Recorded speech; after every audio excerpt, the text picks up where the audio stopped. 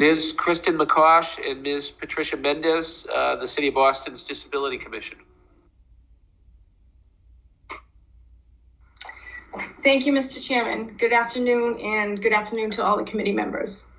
My name is Kristen McCosh, and you can't see this on screen, but I use a power wheelchair.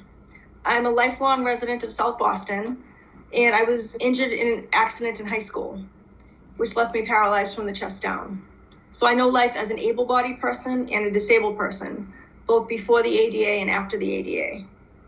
I've been an advocate for over 25 years, and I'm proud to be here today with my friends, colleagues, and fellow advocates to hear about their experiences and talk about my own.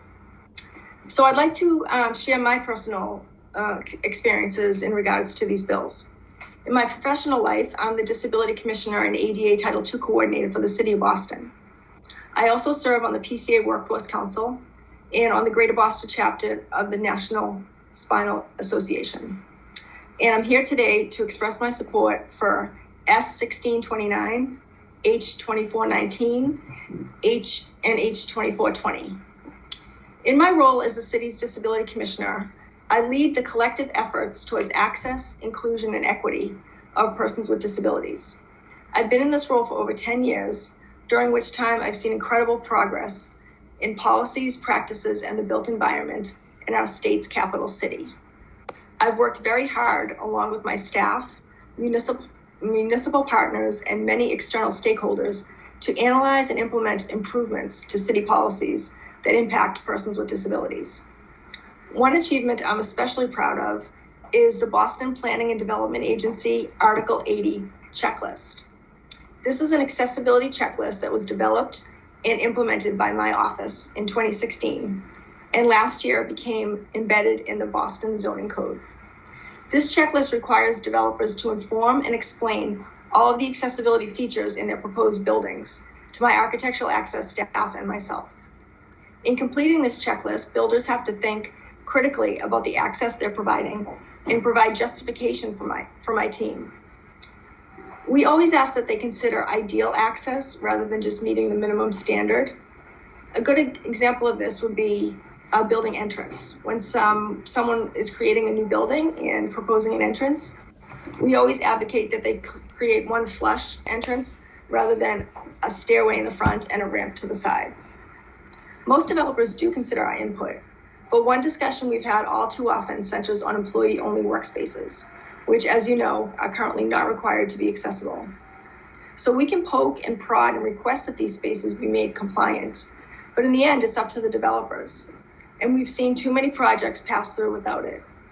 This is discouraging to us because we know these buildings will be in place for decades or more, and they are sanctioned to be built in a way that excludes persons with disabilities.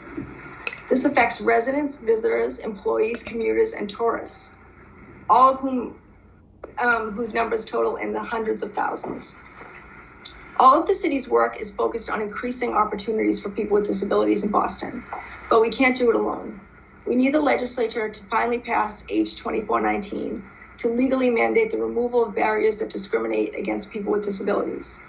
This is especially important now in 2022, over 30 years after the ADA was passed, because there are so many employment opportunities available to people with disabilities.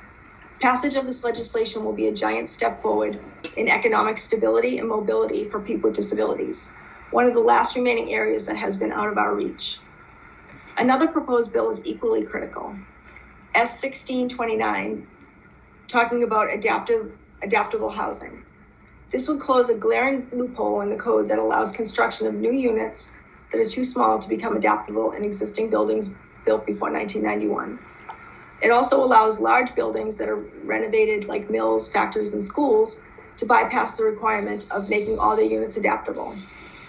My staff and I review plans on a regular basis for large renovations like this, and again, we are powerless to require that these housing units be built as adaptable. And finally, along this note, I'm in full support of S1629 to build a more accessible Massachusetts. In closing, I want to reiterate the importance of these three bills. They will impact the lives of this generation of individuals with disabilities and future generations. They'll exclude us rather than include us. I'm currently serving on my fourth mayor, and I'm proud to say that Mayor Menino and Mayor Walsh both supported these bills. We're currently working with newly elected Boston Mayor Michelle Wu to garner her support, and we're sure that we will have it. Thank you for your time and giving me this opportunity to speak in support of these bills. Ms. McCosh, thank you very much. Your testimony is outstanding. Greatly appreciate you sharing your personal insights and experiences. It makes us better as a committee. Thank you very much. And a very impressive legacy of service under 4 mayors now. Not many people can say that, Ms. McCosh. So thank you very much. And if it's okay with both of you, when we finish up with your testimonies, we'll open it up for questions and comments from the committee. Thank you very much. Ms. Mendez, please, if you would. Thank you. Good morning, Chair Timothy, Chair Gonzalez, and members of the committee. My name is Patricia Mendez, and on behalf of Mayor Wu and her Commission for Persons with Disabilities, I'm here to speak in support of S1629, H4419, and H2420. In my role as the Director of Architectural Access for the City of Boston and Vice Chair on the Massachusetts Architectural Access Board, known as the AAB, I review building plans on all new developments in Boston to ensure compliance with the AAB. But more important than that, I advocate for accessibility and inclusion in the built environment throughout the City of Boston. Supporting H2419 will improve job opportunities for persons with disabilities by requiring all commercial building areas, including employee-only areas, to be accessible.